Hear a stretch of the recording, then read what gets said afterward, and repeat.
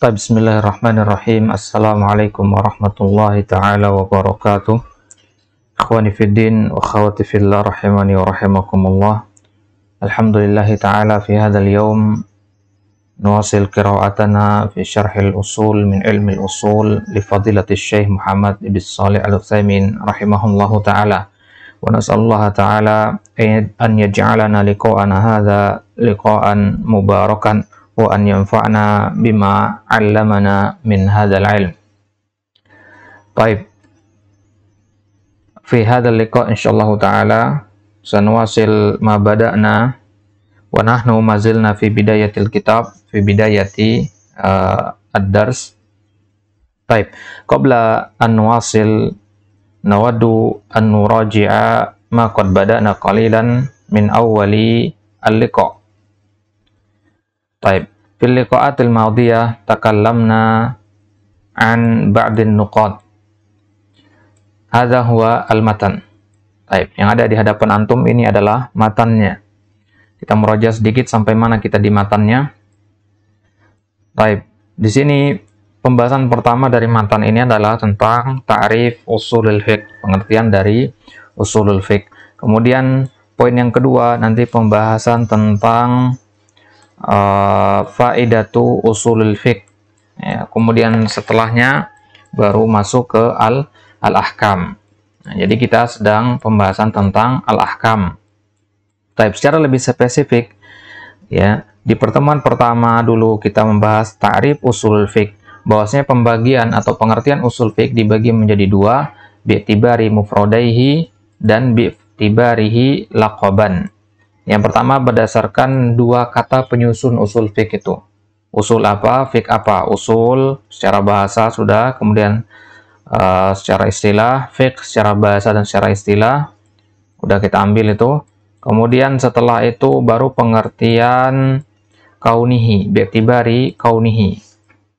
Kita bahas bi'tibari kaunihi. Ini pengertian yang harus dihafalkan, yaitu bahwasanya usul fikih adalah ilmu yabhatu yang membahas tentang adillatil fiqhil ijmaliyah, dalil-dalil fikih yang sifatnya umum, wa kaifiyatil istifadati minha, suruh Thailand, wa kaifiyatil istifadati minha wa halal mustafid. Ya, jadi ilmu usul fikih adalah ilmu yang membahas tentang dalil-dalil fikih secara umum. Kalau dalil-dalil fikih secara terperinci itu adalah pembahasan dari ilmu fikih. Kemudian wa kaifiyatil istifadati minha, bagaimana kita beristifadah dari dalil-dalil tersebut, wa halil mustafid, dan keadaan orang yang mengambil faidah dari dalil-dalil yang ada. Ini dia pengertian dari ilmu usulul fiqh. Kemudian setelah kita mengetahui pengertian ilmu usulul fiqh, kita masuk ke faidah dari ilmu usulul fiqh. Kita katakan faidahnya adalah atamakun min usuli qudratin. Kalau kita sudah mempelajari ilmu usul fiqh, kita akan mendapatkan kemampuan untuk apa? Istikhrajil ahkam syar'iyyah, untuk mengeluarkan hukum-hukum syariat min adillatiha, dari dalil-dalil yang ada, ala ususin salimah, di atas pondasi yang benar. Kemudian kita juga berbicara kemarin siapa yang pertama kali mengumpulkan ilmu usul fiqh, ya, sebagai suatu ilmu yang berdiri sendiri, yaitu Al-Imam Syafi'i di dalam kitab beliau Ar-Risalah. Nah, selesai pembahasan itu, kita masuk kemarin pengertian hukum. Ya, pengertian hukum. Ya, hukum adalah maqtadahu khitabus syar'i al-muta'alliqu bi af'alil mukallafin min talabin aw takhirin aw wada'in. Berdasarkan pengertian ini, kita bagi hukum syar'i itu menjadi dua, taklifiyah dan wada'iyah. Nah, maka disinilah kita sekarang.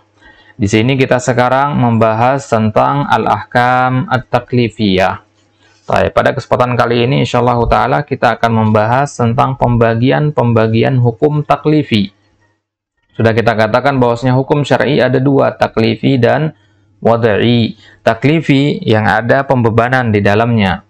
Kalau wad'i tidak ada pembebanan di dalamnya, ya, hanya Allah jadikan sesuatu sebagai sebab atau sebagai syarat atau sebagai mani' dan seterusnya. Nah, maka sekarang kita akan bahas hukum taklifi yang 5. Ada al-wajib, al-mandub, al-muharram, al-makruh, dan al-mubah. Apa yang dimaksud dengan wajib? Kemudian kapan sesuatu dihukumi wajib? Apa saja sigoh-sigoh yang menunjukkan kewajiban di dalam Al-Quran, itu akan kita bahas sekarang. Begitu juga mandub, muharram, makruh, dan mubah. Insyaallah ta'ala akan kita bahas 5 hukum ini. Baik. Sekarang kita masuk ke kitab antum, ke syarahnya. Kita masuk ke Aqsamu al-ahkami asy-syar'iyyati. Pembagian hukum syar'iyyah. Baik. Qala huna tanqasimu al-ahkamu syar'iyyatu ila qismain. Hukum-hukum syariat itu dibagi menjadi 2 macam. Taklifiyah wa wada'iyah. Fat taklifiyah khamsatun. Taklifi itu ada 5.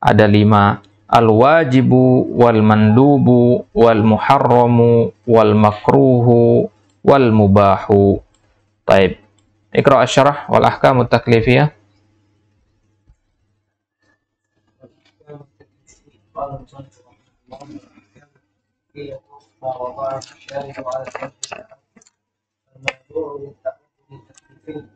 وبعضهم يطلق عليها الأحكام الخمسة إذا سمعت قول العلماء تجري فيها الأحكام الخمسة فهي هذه الأحكام الخمسة.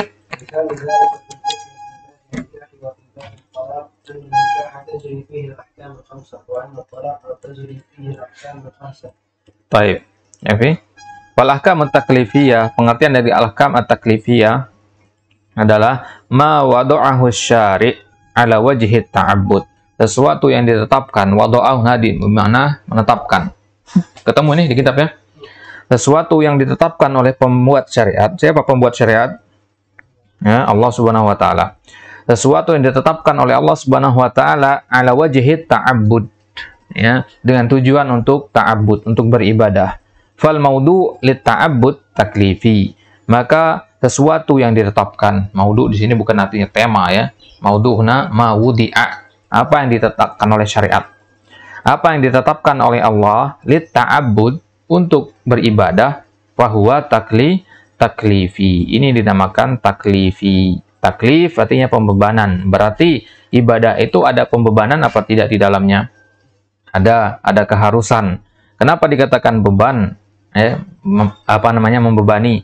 Karena sifatnya ibadah itu memang selalu bertentangan dengan hawa nafsu. Hawa nafsu condong kepada hal-hal yang bersifat main-main, kepada hal yang bersifat enak, kepada hal yang bersifat nyaman. Nah, maka dikatakan huffatil jannatu bil makari. Ya, surga itu dikelilingi oleh hal-hal yang tidak kita sukai, hal-hal yang tidak disukai oleh hawa nafsu kita. Maka syariat menetapkan ibadah, sifatnya ibadah tersebut selalu bertentangan dengan hawa nafsu. Baik. Wa ba'duhum yutliqu 'alaiha al-ahkam al-khamsah. Al-ahkam at-taklifiyah ini terkadang juga disebut dengan istilah al-ahkam al-khamsah. Dalam kitab-kitab al-qudama antum dapati istilah al-ahkam al-khamsah, tidak dikatakan al-ahkam at-taklifiyah. Fa idza sami'ta qaulal ulama, kalau antum dengar nanti di dalam kitab-kitab ada yang mengatakan tajri fiha al-ahkamul khamsah, fa ya hadil ahkamul khamsah. Dikatakan tajri fiha maksudnya berlaku di dalam hal tersebut hukum yang 5, maka hukum yang 5 ini maksudnya al-ahkam at-taklifiyah, al-wajib, al-mandub, dan seterusnya. Misal dzalika fil fiqhi, contohnya dalam misalkan untuk buka kitab fikih nanti, ya, di dalamnya ada pembahasan tentang babun nikah, dan lebih spesifiknya lagi di bab at-talaq. Jadi di situ ulama mengatakan annan nikah tajri fihi al-ahkamul khamsah. Bahwasanya nikah itu berlaku 5 hukum tadi. Berarti nikah itu bisa wajib, bisa mandub, bisa mubah, bisa muharram. Paham maksudnya? Wa anna talaqa tajri fihi al-ahkamul khamsah. Talak itu juga bisa berlaku hukum yang 5 di situ. Berarti talak itu bisa wajib, bisa mandub, dan seterusnya. Wa kadzalika fil aiman. Al-aiman, mana al-aiman? Sumpah, ya.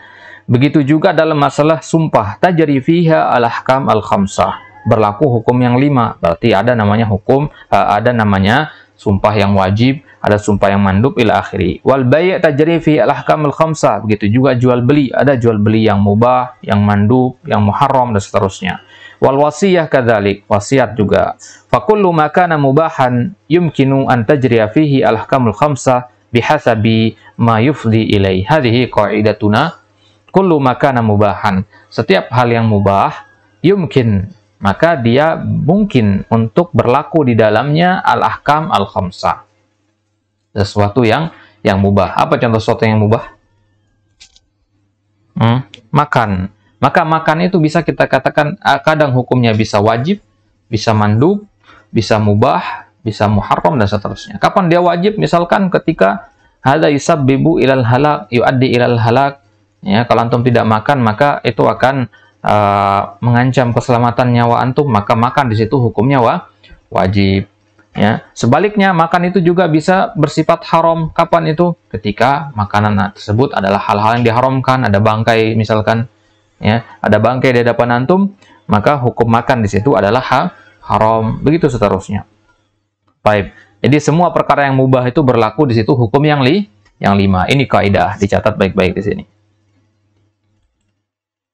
Baik. Wat taklif laisa ma'nahu al-masyaqqah 'alal insan. Taklif itu tidak dimaksudkan dengan taklif itu masyaqqah, kesulitan. Walaupun ada kesulitan bagi kita untuk melakukannya, hakikatnya ibadah itu bukanlah untuk mempersulit. Begitu ya. Meskipun kita katakan dia pembebanan, akan tetapi pembebanan yang sifatnya bagus begitu. Contohnya, bagaimana kok beban tapi sifatnya bagus? Sesuatu yang berat tapi sifatnya bagus. Contohnya ada orang yang sakit, kita bebani dia untuk minum obat. Obat itu pahit, bertentangan dengan selera, bertentangan dengan kesukaannya, tapi tetap kita paksa dia untuk minum obat. Kenapa? Karena ada maslahat di baliknya. Begitu juga ibadah ditetapkan atas manusia karena ada maslahat di baliknya. Jadi taklif itu bukan masyaqqah, lakin alladhi yata'allaqu bi fi'lil mukallafin. Akan tapi itu berkaitan dengan perbuatan mukallafin. Hakikatnya ibadah itu tidak ada masyaqqahnya. Yang menjadi masyaqqah adalah ketika kita yang melakukannya. Ya, ibadah itu ringan sebenarnya. Tapi kalau antum dalam kondisi sedang malas, maka ibadah itu menjadi berat. Itu maksudnya. Paham ya? Sholat misalkan. Kalau antum sholat maghrib misalkan, itu akan lebih mudah daripada sholat subuh. Iya apa enggak? Iya, karena kalau sholat maghrib antum sudah siap-siap, udah berhenti dari segala aktivitas. Tapi kalau subuh, baru bangun tidur, antum waktunya enak tidur di situ. Ya. Nah, maka suatu ibadah itu terkadang bisa ringan, bisa berat, tergantung kepada kondisi orangnya. Sawa'un kana mubahan aw wajiban aw muharraman aw makruhan. Ala anna ba'dahum qala innal mubaha kullifa fihi al-insanu an ya'taqida ibahatahu wa hadha naw'u taklif. Li'anna ba'dal mubahat yashukku 'ala ba'din nas an ya'taqida annahu mubah. Ifham hadha jaydan? Ada kalam muhim. Innal mubah kullifa fihi al-insan. Sesungguhnya sesuatu yang mubah, ini perkataan sebagian orang, ya. Ada orang-orang yang mengatakan bahwasanya perkara yang mubah itu kita diwajibkan untuk beriktikad bahwasanya dia sesuatu yang mubah. Kita yakini ke ibahahnya. Ibahah mana mubah? Wa hadza naw' taklif. Ini namanya taklif. Li'anna ba'dal mubahat yashukku 'ala ba'din nas an ya'taqida annahu mubah. Fatajidu ba'dul awam al-an yastankiruna al-asya' al-mubahah. Fayamutul insan wa huwa yaraha min akbaridz dzunub wa ma hiya bil muharramah walal makruhah. Baik. Maka kita katakan al-mubah, ya, tidak harus kita yakini kemubahannya. Karena untuk sebagian manusia itu sulit untuk mereka meyakini kemubahan sesuatu. Ya, fatajidu ba'dul awam, ada sebagian orang awam yastangkiruna al-asya' al-mubah, dia mengingkari sesuatu yang sifatnya mubah. Fayamutul insan wa huwa yaraha min akbaridz dzunub, maka orang tersebut mati, dia menganggap, dalam keadaan dia menganggap itu sebagai suatu dosa besar, bukan lagi mubah. Misalkan antum dari kecil dididik bahwasanya suatu perbuatan yang mubah itu adalah sesuatu yang haram. Misalkan apa? Misalkan, ya, makan sambil berdiri. Dalam sebagian adat, ya, di pelosok-pelosok sana, di kampung-kampung, makan sambil berdiri itu haram hukumnya, ya. Maka sebagai berdiri itu haram hukumnya. Antum hidup besar di daerah tersebut, dididik seperti itu, didoktrin seperti itu, maka sampai besar, sampai antum mati, nanti antum akan berpikir bahwasanya makan sambil berdiri itu sesuatu yang haram, padahal tidak. Ya, jadi kita memaksakan orang untuk mengatakan ini mubah, itu adalah sesuatu yang sulit, karena sebagian orang nggak seperti itu keadaannya. Bagi antum makan itu mubah, Makan gula bagi antum apa hukumnya? Mubah. Tapi bagi orang yang ada diabetesnya, apa hukum makan gula? Membahayakan. Paham maksudnya ya? Baik.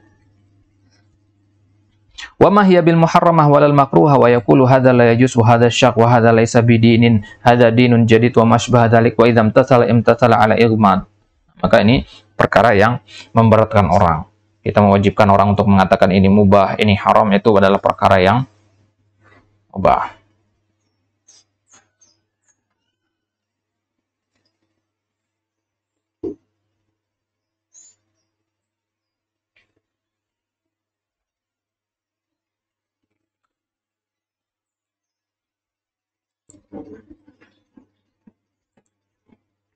Baik. Faba'dul ulama yaquluna na'am wa ajaba an hadza bi jawabain. Al-jawabul awwal anna al-murada bit taklif iltizamu syara' walau kana syai' mubahan. Yang dimaksud dengan taklif dalam syariat itu adalah iltizam. Apa makna iltizam? Kewajiban. Syariat mewajibkan sesuatu walau kana syai' mubahan, meskipun sesuatu itu adalah mubah. Sesuatu yang mubah kemudian dibebankan kepada kita, jadilah dia taklif. Paham maksudnya? Itu yang dimaksud dengan hakikat taklif. Wa ba'duhum ajaba faqala innal mubaha fihi syai'un minat taklif. Nah, ada kalam tawil ada ya. Apakah mubah itu masuk taklif apa tidak? Ini adalah pembahasan yang panjang sekali dalam usul fikih. Ya, khilaf di sini banyak sekali. Makan itu taklif apa tidak? Ya, makan bagi antum taklif apa tidak? Kalau wajib, sesuatu yang wajib itu pasti taklif, ya kan? Sesuatu yang sunnah taklif, sesuatu yang haram taklif. Nah, sekarang mubah ini. Mubahnya ada di tengah-tengah dia. Ya. Kalau antum katakan 5 hukum syariat, ya, 5 hukum. Ini wajib, ini mandub. Diperintahkan semua nih yang dua-dua nih kan. Kemudian di bawahnya ada haram, ada makruh. Nah, di tengah-tengah ini ada mubah nih. Dia tidak bagian ke atas, tidak ke bawah dia. Karena mubah itu kan tidak diperintahkan kita. Hukum asal sesuatu mubah itu. Nah, sekarang pertanyaannya, mubah ini taklif apa tidak? Taklif kan ilzamus syara' namanya. Ilzamus syara'. Ya, pengharusan dari syariat. Sekarang mubah itu ada pengharusan apa tidak di dalamnya? Paham maksud pertanyaan di sini? Khilafnya di sini ya. Nah, jadi khilaf di kalangan usuliyin sampai zaman sekarang, bahkan khilaf itu masih terus terjadi. Apakah al-mubah min nau'it taklif amla? Baik. Wa ba'duhum ajaba faqala innal mubah fihi syai' min at-taklif. Ya, fihi syai'. Ya, mubah fihi syai' min at-taklif. Paham tu mana fihi syai'? Ya. Laisa taklif huwa, walakin fihi syai' min at-taklif. Fihi nau' min at-taklif. Ya. Huwa laisa rajulun majnunun, walakin fihi syai' min al-junun, kata Nabi. Baik. Wa dzalika bi'tiqad ibahatihi wa fi'lihi ala sabilil ibahah. Baik. Fat taklif, maka pengertian taklif adalah ilzam ma fihi masyaqqah. Menetapkan sesuatu yang ada masyaqqah di dalamnya. Ini namanya taklif. Ini yang termasuk garis bawahi di sini. Baik. Jadi taklif ilzam ma fihi masyaqqah. Nah, berarti mubah itu bisa bermakna taklif kalau ada masyaqqahnya. Paham ya? Dan ada apa tidak masyaqqahnya itu kembali kepada kondisi masing-masing. Tapi ini sebenarnya nanti akan dibahas di perbahasan mubah nanti ini. Hadza fil lughah wa nahnu mulzimuna bi an na'taqida al-hilla ma ahallahu asy-syar'u sawa'un fa'alnah aw lam naf'alhu wa an na'taqida fardiyata ma fardahu asy-syar'u sawa'un fa'alnah aw lam naf'alhu wa hakadha. Baik. Akan tapi ya, meskipun kita katakan bahwasanya taklif itu ilzam ma fihi masyaqqah, kita tetap meyakini kehalalan apa yang dihalalkan oleh syariat meskipun kita tidak melakukannya. Ya, dob hukumnya halal apa boleh? Halal apa haram? Tahu dob ya? Kadal gurun itu. Apa hukum makannya? Halal. Pernah makan apa tidak? Tidak. Jadi tetap kita dituntut meyakini kehalalan dob itu meskipun tidak pernah memakannya. Begitu juga sebaliknya, kita mengharamkan apa yang diharamkan oleh syariat meskipun kita tidak pernah melakukannya. Misalkan zina haram apa tidak? Haram, ada maklum biddarurah, ya kan? Akan tapi pernah melakukannya apa tidak? Tidak. Tapi antum katakan dia haram, tidak itu harus pernah melakukan atau harus pernah bersinggungan dengannya. Baik. Kemudian fal wajibu lughatan as-saqitu wal lazim wastilahan ma amara bihi asy-syari'. Sekarang kita masuk hukum yang pertama, yaitu al-wajib. Ya, setelah antum tahu apa itu taklif, nah, apa kesimpulannya taklif tadi? Ilzam ma fihi masyaqqah. Ini dia pengertian dari taklif. Kalau antum ada stabilo, dikasih warna di kitabnya. Sekarang kita masuk hukum yang pertama, yaitu wajib. Ya, hukum yang pertama yaitu al-wajib. Al-wajib atau al-ijab. Ya, antum pernah dengar istilah wajib, ijab, kemudian wujub. Ya, apa bedanya itu? Al-wajib, istilah al-wajib yang dipakai oleh Syekh Utsaimin di sini adalah istilah yang untuk memudahkan. Kalau di kitab-kitab qudama antum nggak temukan istilah wajib, antum nggak temukan istilah al-ijab. Mal farq baina al-wajib wal ijab? Kalau antum katakan al-wajib, itu harus ada objeknya. Karena al-wajib itu sigo isim fa'il bermakna sifah. Ya, dia salah satu dari al-awsaf al-khamsah. Jadi antum katakan salat wajib. Nah, itu ya, puasa wajib. Ya, paham ya? Kalau ada objeknya wajib antum katakan. Tapi kalau ngomong langsung al-wajib, makna nggak ada, nggak boleh seharusnya. Kurang tepat. Yang tepat itu adalah al-ijab. Paham ya? Jadi al-ijab itu ya, apa namanya, hakikat sesuatu tersebut. Kemudian kalau kita terapkan pada suatu objek tertentu, jadi dia wajib. Paham ya? Kalau dia berdiri sendiri, ijab namanya. Ijab ini kalau kita taruh di sholat, jadinya sholat wajib. Ijab ini kalau kita taruh di puasa, namanya puasa wajib. Paham ya? Baik. Sama dengan wujub. Ya. Wujub sama wajib itu kurang lebih sama dia. Nah, jadi istilah yang benar dalam menurut usuliyin adalah apa namanya, al-ijab, bukan wujub atau wajib. Nah, karena istilah wajib itu berkaitan dengan hitobnya. Nah, ini juga berlaku untuk masalah haram. Ya, antum kenal istilah haram, tahrim, ya kan? Haram itu objeknya harus ada. Ini haram, paham ya? Tapi kalau tahrim, tahrim itu pensifatannya. Ya, hakikat sesuatu tersebut sebelum ditempelkan kepada objek tertentu. Fihi tahrim, ya. Fi hadil ayah tahrimul maitah. Misalkan di ayat innamal khamru wal maisir wal ansab wal azlam rijsun min amali syaitan. Fi hadil ayah tahrim, kita katakan. Di dalam ayat ini ada tahrim, maksudnya apa? Ya, pengharaman. Yang mana yang haram di situ?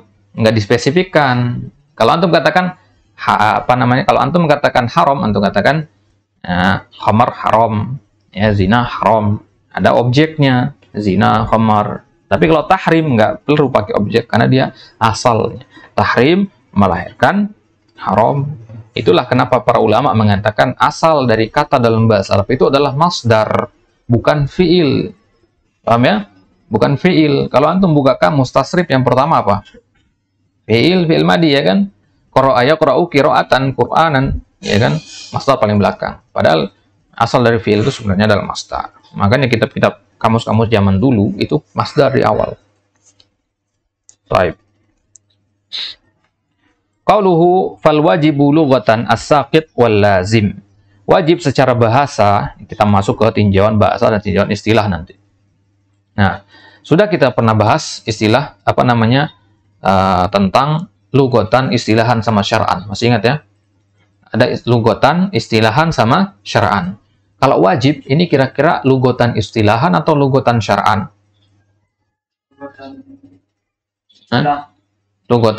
Lughatan istilahan, karena wajib ini juga berlaku untuk selain syara', ya. Dalam masalah sesuatu yang sifatnya mubah bisa naik derajat menjadi wajib tergantung konteksnya. Misalkan anak katakan ke santri, ikhwah, antum wajib mengerjakan PR. Ini bukan bagian dari syariat, tapi anak katakan wajib. Paham ya? Fa'il wajib marfu, ini bukan bagian dari syariat. Paham ya? Baik, maka kita katakan wajib istilahan. Lughatan dan istilahan. Maka di situ fal wajibu lughatan wastilahan, bukan fal wajibu lughatan wa syar'an. Baik. Fal wajibu lughatan as-saqit wal lazim. Wajib wazan isim fa'il. Nah, berarti secara bahasa juga harus wazan isim fa'il. As-saqit, sesuatu yang jatuh, sesuatu yang terjatuh, dibatalkan. Ya. Wa min syawahidil wajib bimana as-saqit. Apa dalilnya bahwasanya wajib bimana as-saqit? Fadhkuru smallahi 'alaiha sawafa fa idza wajabat junubuha fakulu minha fa idza wajabat junubuha. Ketika kita menyembelih hewan itu, sebutkanlah nama Allah jika telah jatuh junubuha, sisi dari hewan tersebut. Kalau untuk menyembelih hewan kan terjatuh di akhirnya kan, karena sudah mati. Nah, wajabat nabi mana saqatat. Ya, fa idza wajabat ay saqatat. Li'anna al-masyru'a fil ibil inda dzabah an taqila an tuqala yaduha al-yusra wa ta'tiha minal janibil ayman fatanharuha. Karena cara menyembelih unta ibil itu adalah dia diiqol tangannya, diikat ya, tangan kirinya, tangannya unta itu depannya itu ya. Nah, dia diikat, kemudian wa ta'tiha minal janibil ayman ya. Tangan kirinya nih diikat dengan kaki kiri. Tangan kanan diikat dengan kaki kanan. Apa maksudnya? Nah, kemudian baru ta'tiha min janibil ayman. Sembelih dari sisi sebelah kanan. Jadi untanya masih duduk begitu ya, dengan kaki diikat, kemudian antum datang dari sebelah kanan, ditusuk lehernya. Bukan digorok ya, kalau unta itu dinahar dia.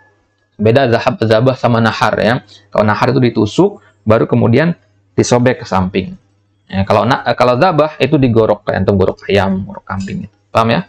Karena kan unta lehernya begitu, nggak bisa dia digorok, dia harus ditusuk lehernya. Dibiarkan banyak darah keluar, baru kemudian disobek ke sebelah kanan. Taib. Wa fi hadhil hala, kalau sudah ditusuk seperti itu, saufa tasqut al janibil aisar, maka dia akan jatuh ke sisi sebelah kiri, karena kita nusuknya dari kanan gitu. Li'anna rijlal yusra ma'kulatan la tasbut 'alaiha. Terkadang dia tangan dan tangan diikat, ya, kakinya dibiarin. Ya. Nah, kadang kaki dan tangan diikat ke belakang. Terkadang tangan kanan sama tangan kiri diikat. Ya, depan doang diikat, kadang dia diikat ke belakang juga. Gitu. Ya. Kalau untanya besar, ya susah atau buas begitu, ya galak, ya, dikhawatirkan akan kabur, maka biasanya diikat ke belakang. Taib. Wal wajibu bimana al-lazim. Jadi syahid dari ayat ini adalah dikata fa idza wajabat huna bimana saqatat. Jika unta itu telah terjatuh ya, ketika disembelih maksudnya. Wal wajibu bimana al-lazim. Tadi kita katakan wajib itu ada dua maknanya secara bahasa, as-saqit dan al-lazim. Apa dalilnya? Contohnya kita katakan birrul walidain wajib. Lazim artinya apa? Harus ya. Lazim untuk melakukan ini, maksudnya harus untuk melakukan ini ya.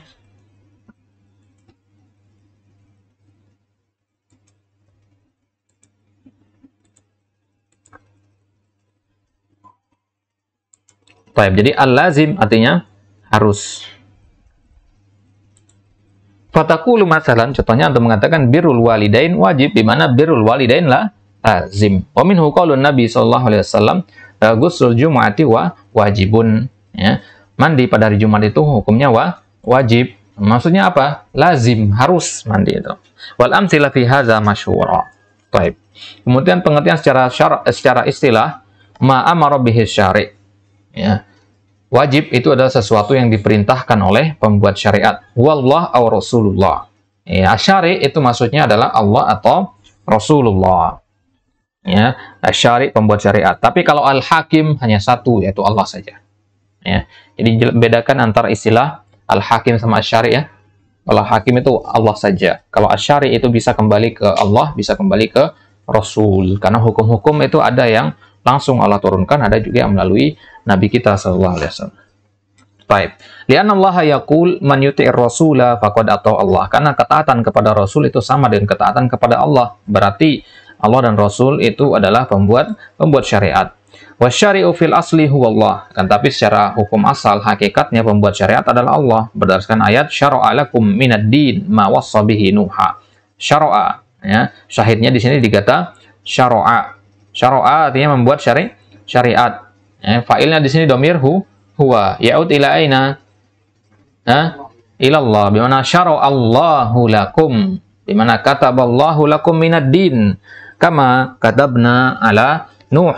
Wa qala likullin ja'alna minkum syir'atan wa minhaja. Setiap dari kalian itu kami buat bagi mereka, buat kalian itu syir'ah ya. Syir'ah satu jalan ya, berarti syir'ah di sini syariat. Ya, kemudian ada dhamir nahnu di situ tadi kembalinya ke Allah. Ini dua dalil ini menunjukkan bahwasanya pembuat syariat itu adalah Allah Subhanahu wa taala. Lakin Rasul alaihi salatu wassalam muballighun anillah.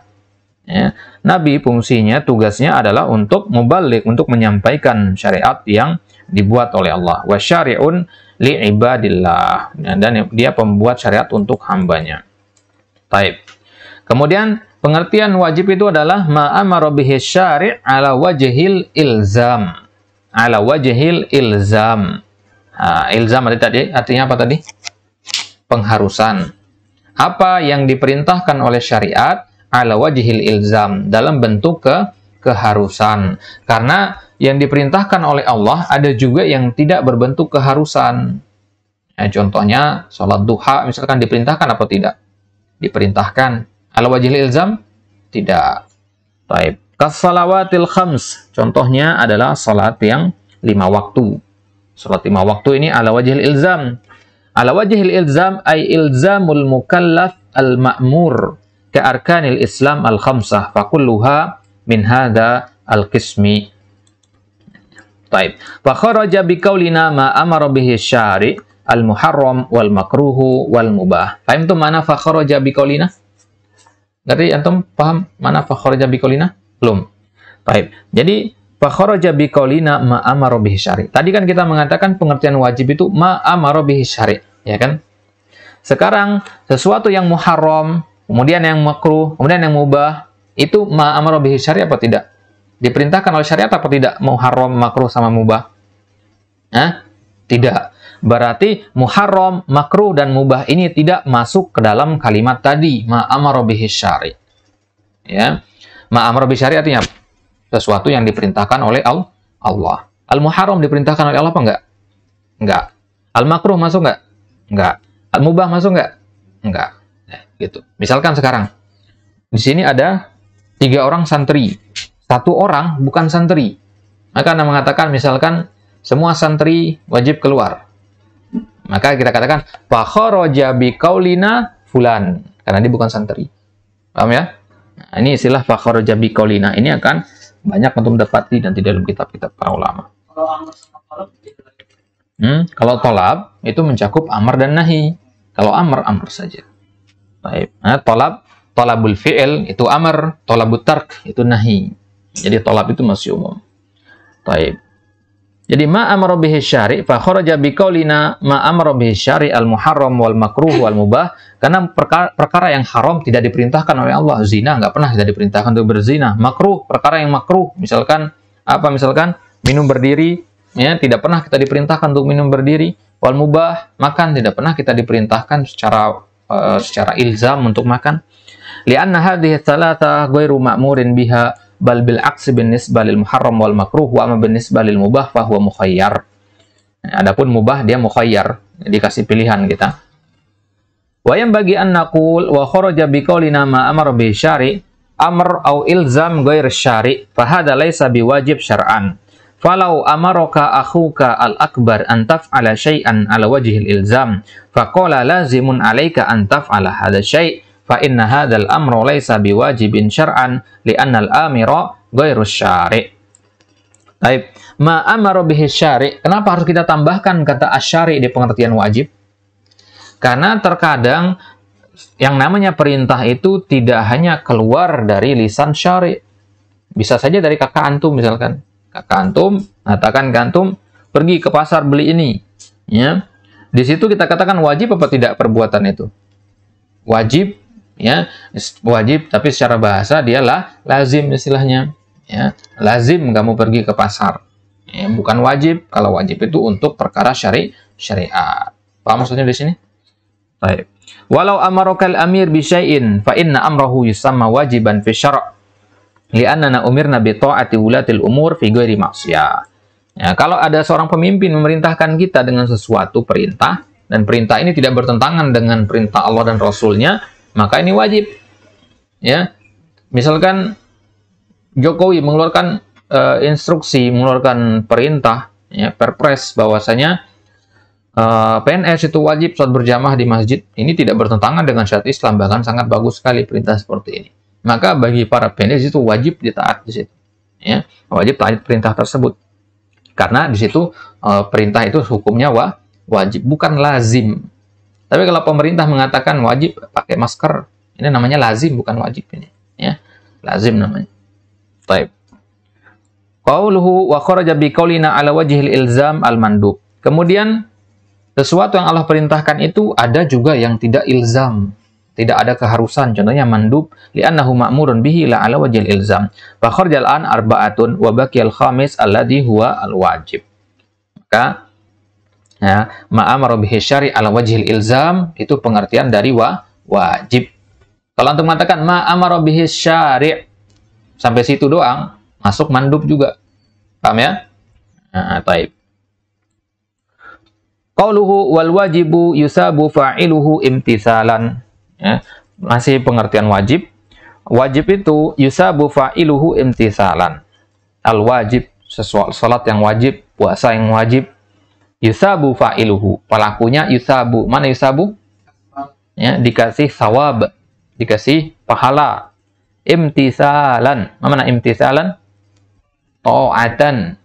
Ya, kalau dia melakukan perbuatan tersebut karena ketaatan. Tapi kalau karena mukroh, karena terpaksa, maka dia tidak mendapatkan pahala. Apa maksudnya? Sholat karena terpaksa misalkan, atau karena riya misalkan, bukan imtisalan namanya itu. Fa in fa'alahu lam tisalan lil amri fala thawabalahu. Kalau dia lakukan perbuatan tersebut, ya, lam tisalan, bukan karena imtisal, bukan karena ketaatan, ya, karena tidak taat, tapi kan terpaksa, fala thawabalah, maka tidak mendapatkan pahala. Falau anna insanan fa'ala fi'lan faqala lahu an-nas inna hadzal fi'la wajibun 'alaik fala yusabu 'alai. Kalau ada orang melakukan satu perbuatan, ya, karena perbuatan tersebut orang katakan itu suatu yang wajib, murni karena mendengar perkataan orang, fala yusabu 'alai, maka dia tidak mendapatkan pahala. Inilah makna dari kalimat para ulama. Ibadatul awam, ya, ibadatul awam, ya, adat. Nah, ibadahnya orang awam itu terkadang bisa bernilai adah, kebiasaan. Ya. Kenapa? Karena niatnya. Ibadah sholat, ya, dia ikut-ikutan saja sholat, akhirnya jadi bimanzilatil adat, jadi seolah-olah seperti adah, kebiasaan.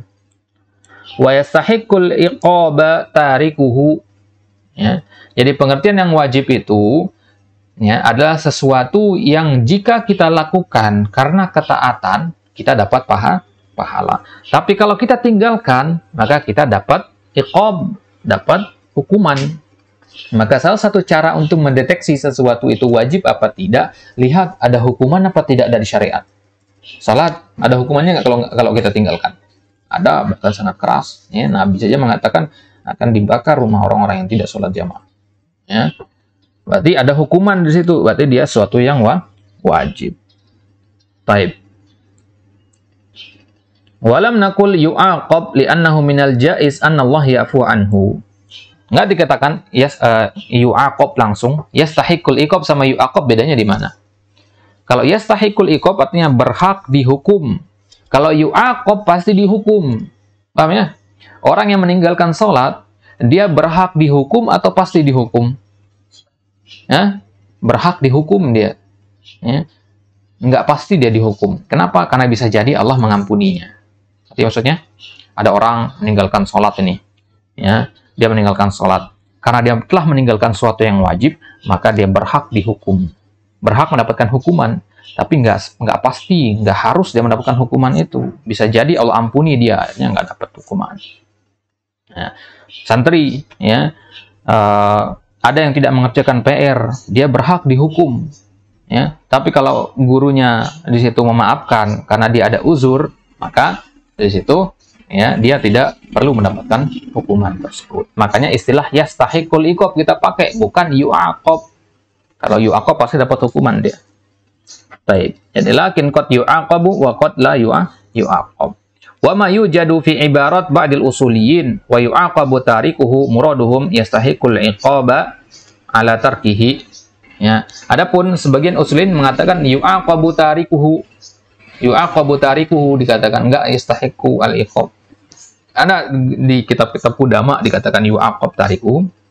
Contohnya di Al-Waraqat dikatakan yu'aqabu tarikuhu. Nah, kenapa dikatakan begitu? Berarti dia memastikan harus dapat iqab? Ya, tidak. Ya, yu'aqab tariku maksudnya yastahiqu al-iqab, sama ya. Nah, karena apa? Karena nggak mungkin para ulama meyakini yang seperti itu ya. Jadi matan yang dipilih atau lafaz yang dipilih oleh Syekh Utsaimin di sini adalah untuk mempermudah. Makanya beliau mengatakan yastahiqu al-iqab, bukan yu'aqab. Baik. Wassawabu 'alal wajib aktsaru min sawabil mandub. Karena wajib itu tingkat keharusannya lebih tinggi daripada yang sunnah, yang mandub, maka pahala yang didapatkan pun lebih banyak. Kama qala Allah Ta'ala fil haditsil qudsi, "Wa ma taqarraba ilayya 'abdi bi syai'in ahabbu ilayya mimma aftaratuhu 'alaihi." Tidaklah seorang hamba mendekatkan diri kepadaku dengan sesuatu yang lebih aku cintai mimma aftaratu 'alaihi, kecuali dari hal-hal yang aku wajibkan kepadanya. Jadi kalau kita ingin mendekatkan diri kepada Allah, hal apa yang paling baik kita gunakan? Ya, hal-hal yang wajib, sholat, puasa, zakat, itu kita gunakan untuk mendekatkan diri kepada Allah.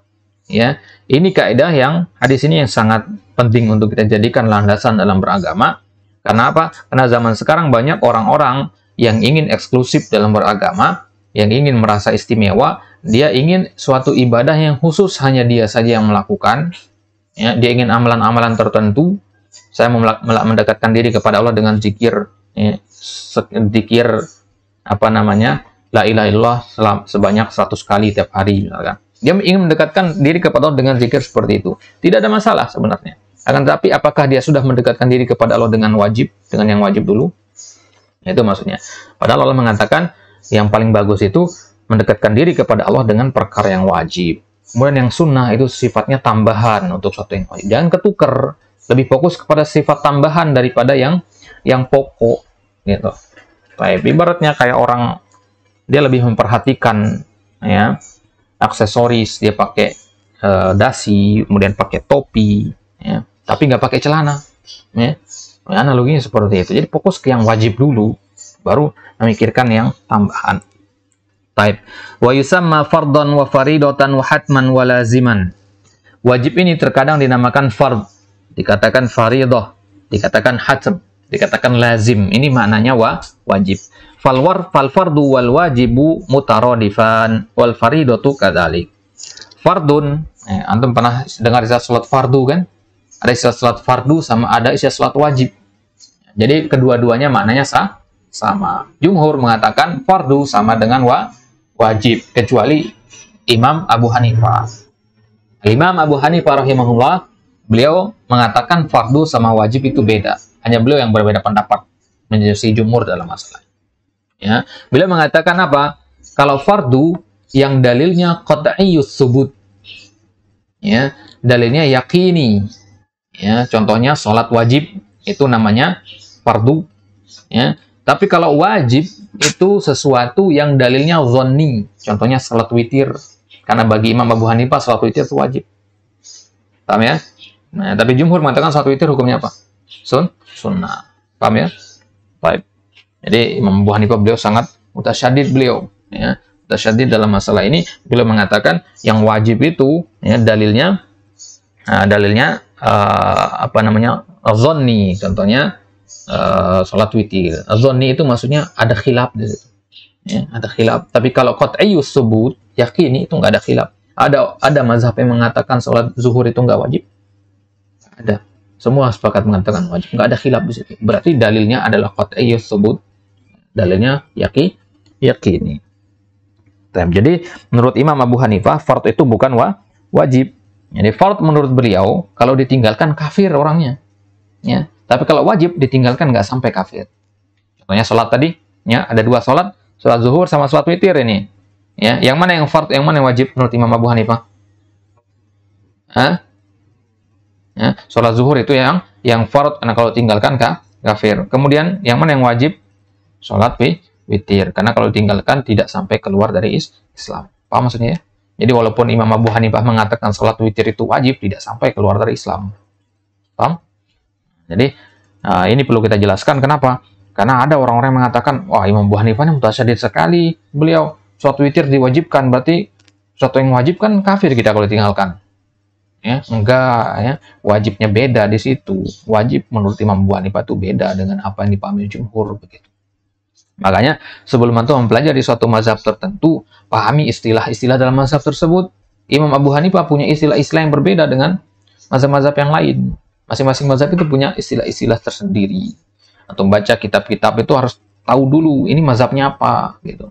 Ya, sebelum antum belajar kitab fikih apapun, antum harus pahami ini mazhab apa yang dipakai penulisnya. Ya, mazhab apa? Kenapa? Karena istilah yang dipakai nanti berbeda dengan istilah-istilah di mazhab yang lain. Istilah sahih dalam mazhab Syafi'i berbeda dalam mazhab Hambali. Ya. Nah, istilah fard ya, dalam mazhab Hanafi dengan mazhab yang lain berbeda. Istilah al-imam dalam mazhab Syafi'i berbeda dengan al-imam dalam mazhab-mazhab yang lain. Jadi harus pahami masing-masing perbedaan istilah tersebut. Baik. Jadi fardu dengan wajib itu maknanya sama, mutaradifan di sini. Begitu juga fardhah. Wakila innal fardha wal faridah ma thabata bidalilin qat'i. Qat'i tsubut wa qat'i dilalah. Wa amma ma lam yathbut bidalilin qat'i falaysa bifaridah. Ya, bal yuqalu wajib. Wakila, kila di sini berarti ada dua pendapat ini. Pendapat yang kedua, pendapatnya siapa di sini? Imam Abu Hanifah. Baik.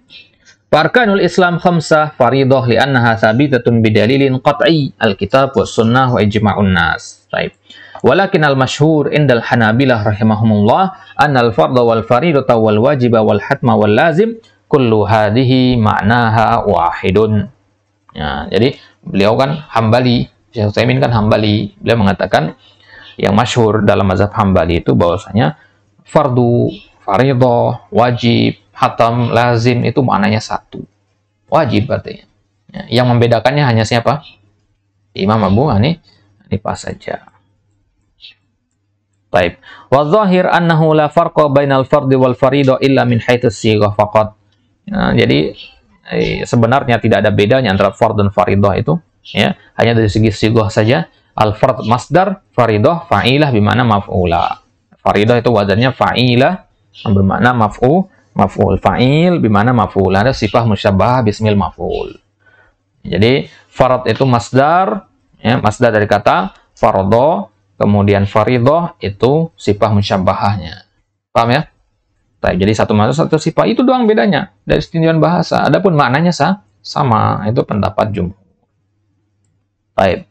Tanbih, man tarakal wajiba ajzan yuktab lahu ajruhu idza kana min adatihi an yaf'alahu. Hadhi qaidatuna aidan fi syara'. Barang siapa meninggalkan sesuatu yang wajib ajzan karena ketidakmampuannya, yuktab lahu ajruhu, tetap dia dapat pahala. Loh, gimana meninggalkan yang wajib dapat pahala? Idza kana min adatihi an yaf'alahu. Kalau memang kebiasaannya itu untuk melakukannya. Ya. Ya. Ini kalau kebiasaannya untuk melakukannya. Misalkan ada orang yang dia selalu menjaga salat 5 waktu. Qadarullah dalam suatu waktu, ya, dia nggak mampu untuk melakukan satu salat tertentu. Nggak mampu secara qat'i, ya. Nggak mampu karena mengurus suatu maslahat yang besar, misalkan nggak sempat sama sekali, hanya hatta untuk sekedar menjamak atau untuk mengqashar nggak sempat deh. Gitu. Nah, dan ini jarang sekali terjadi. Maka kalau seperti itu, tetap dia dapat pahala sholat zuhur, ya, meskipun dia seperti itu. Begitu juga dalam sholat sunnah. Ya, kalau antum terbiasa sholat duha, kemudian qadarullah satu hari antum ketiduran, sempat sholat duha, tetap antum dihitung dapat pahala sholat duha meskipun lagi tidur. Nah, itu jadi motivasi kita dalam mengamalkan sunnah-sunnah Nabi. Ya, kalau kita rutin mengamalkan, maka ketika nanti suatu waktu kita tinggalkan, tetap dapat pahala. Gitu. Ya, baik. Wa idza qala qail kaifa tajzamu bi annahu yastahiqqus shawab.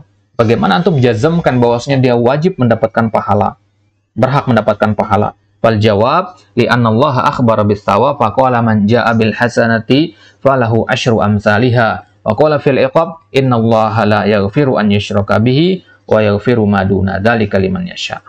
Kenapa mana wajhu dilalahnya di sini? Untuk perhatikan.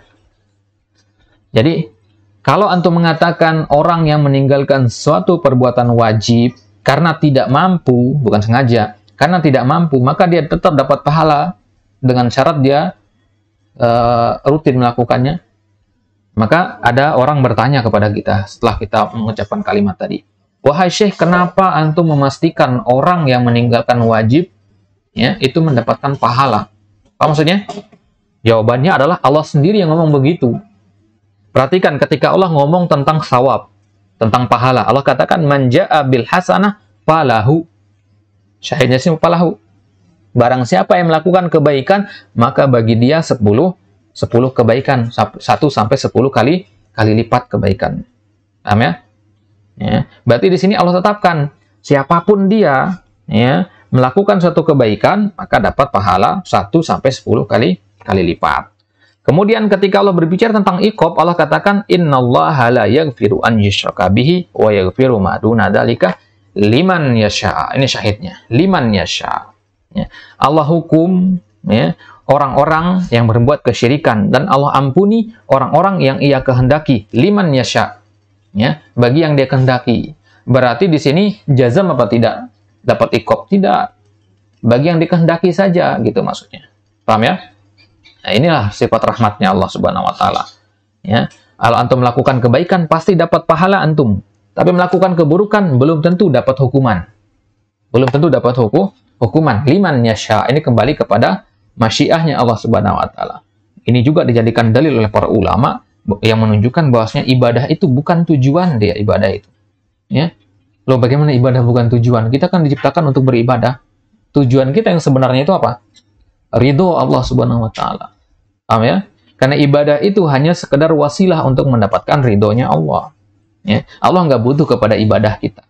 Ya, kita yang butuh kepada ridhonya Allah. Cara kita untuk mendapatkan ridho itu satu-satunya dengan ibadah. Gitu. Baik. Ya, analoginya saja seorang budak. Ya.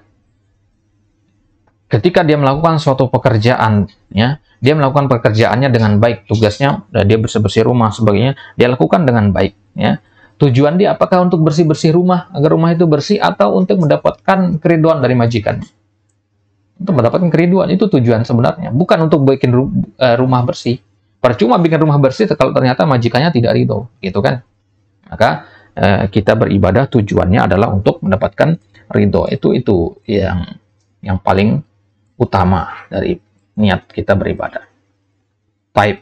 Ini dia hal-hal yang berkaitan dengan al-wajib, ya, yang berkaitan dengan al-wajib atau al-ijab. Kemudian ada yang tidak disebutkan oleh Syekh di sini yang berkaitan dengan wajib, bahwasanya tingkat kewajiban sesuatu ya berbeda-beda. Sesuatu itu tingkat wajibnya itu berbeda-beda. Jadi kadar wajib dalam suatu hal itu berbeda dengan yang lainnya. Maka suatu perkara yang paling wajib itu apa? Al-Islam. Yang paling wajib apa? Al-Islam. Apa dikatakan di hadis? Ra'sul amri al-Islam. Wadirwatu wa amuduhu as-salah. Wadirwatu sanamihi al-jihad. Puncak segala sesuatu itu adalah Islam. Kemudian tiangnya adalah salat. Kemudian dirwahnya, dirwah itu kalau antum bikin tenda di tengah pucuk atas itu, ya.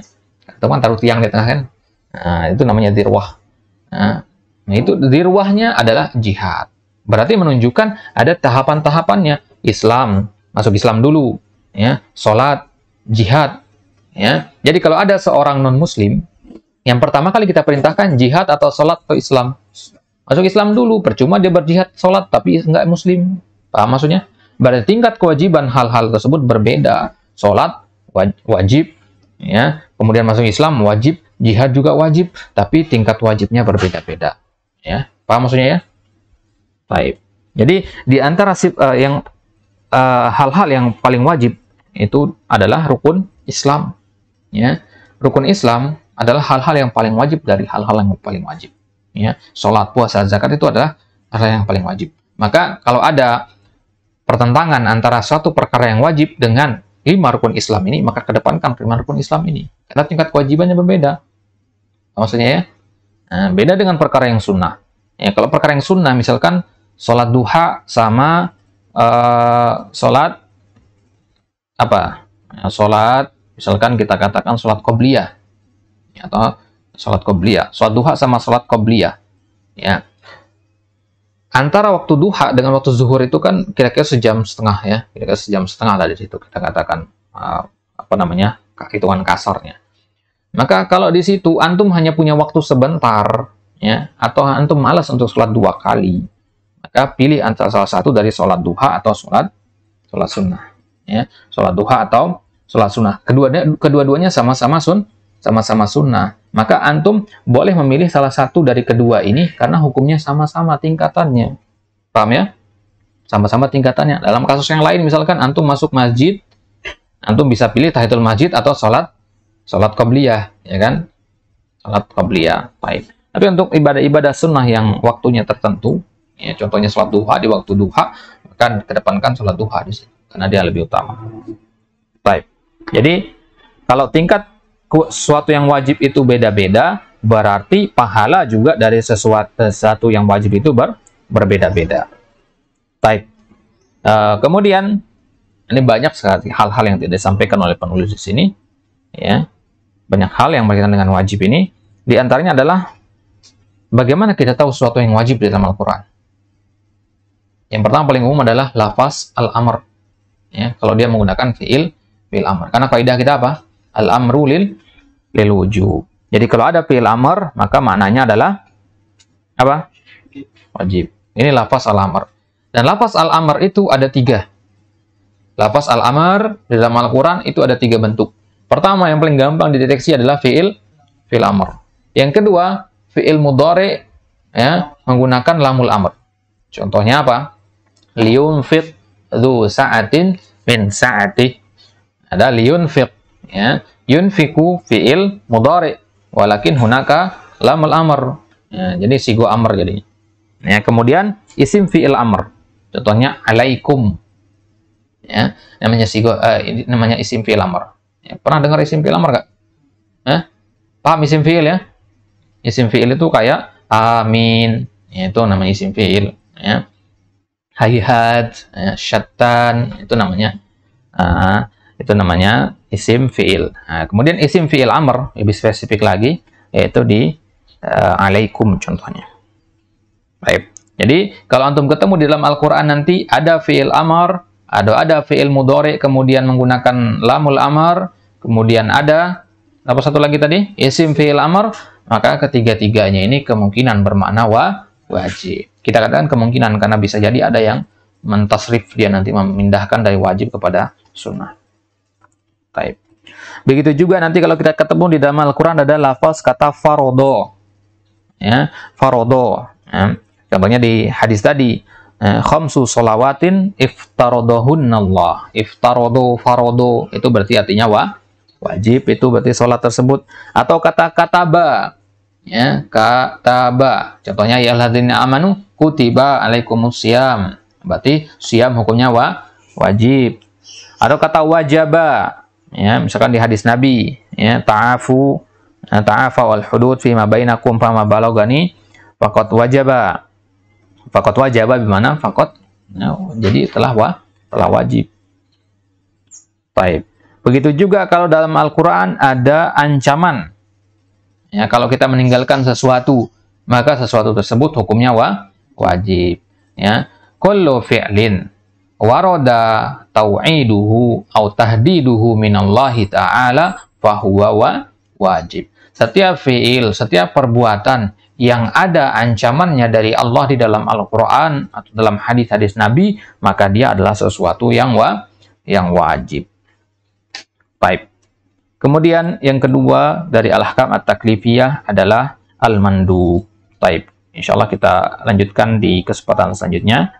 Untuk sekarang kita cukupkan di hukum yang pertama, yaitu al-wajib. Wallahu ta'ala alam wa sallallahu ala nabiyina Muhammad wa ala alihi wa sahbihi wasallam wa akhiru da'wana alhamdulillahi rabbil alamin. Wassalamualaikum warahmatullahi ta'ala wabarakatuh.